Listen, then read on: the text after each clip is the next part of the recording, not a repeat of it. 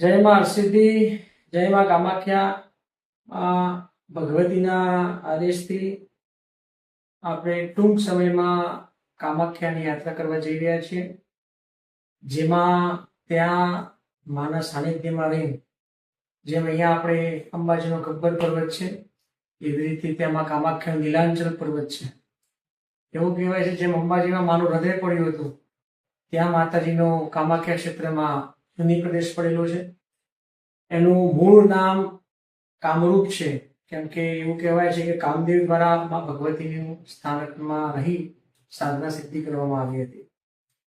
તો શક્તિપીઠો તો 51 પ્રકારની 52 પ્રકારની છે શાસ્ત્રોમાં વર્ણવ્યા મુજબ, પણ કામાખ્યાનું એક વિશિષ્ટ મહાત્મ્ય છે.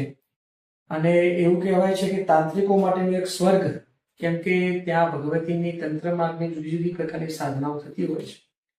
તો આપણે મા હરસિદ્ધિના આદેશથી, માના આશીર્વાદથી ફક્ત ને ફક્ત સાધક મિત્રો સાથે આપણે કોઈ ફરવા નથી જતા. ત્યાં 3 દિવસ માતાજીનો ત્યાં જપ તપ અને અનુષ્ઠાન કરીશું.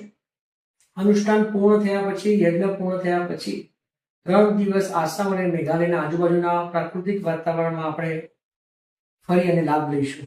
પણ મહત્વનો ઉદ્દેશ આપણો ત્યાં માતાજીનું ધ્યાન ધારણા અને આપણે ત્યાં જઈ અને સાધના કરી શકીએ, અનુષ્ઠાન કરી શકીએ, એ રીતનું અમારું આ આયોજન છે.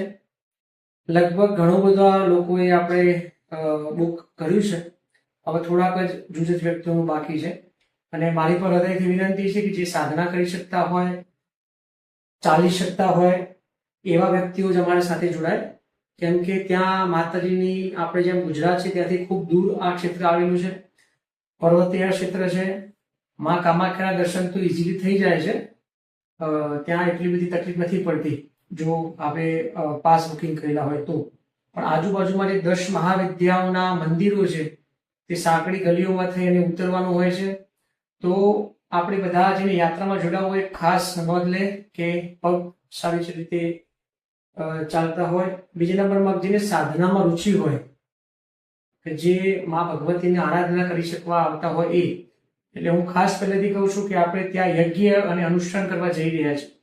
સાત્વિકતાથી, ખૂબ આનંદથી, માના આદેશથી, મા આદેશ કરશે એ પ્રમાણે ત્યાં કામાખ્યાને માને આપણે રીઝવીશું.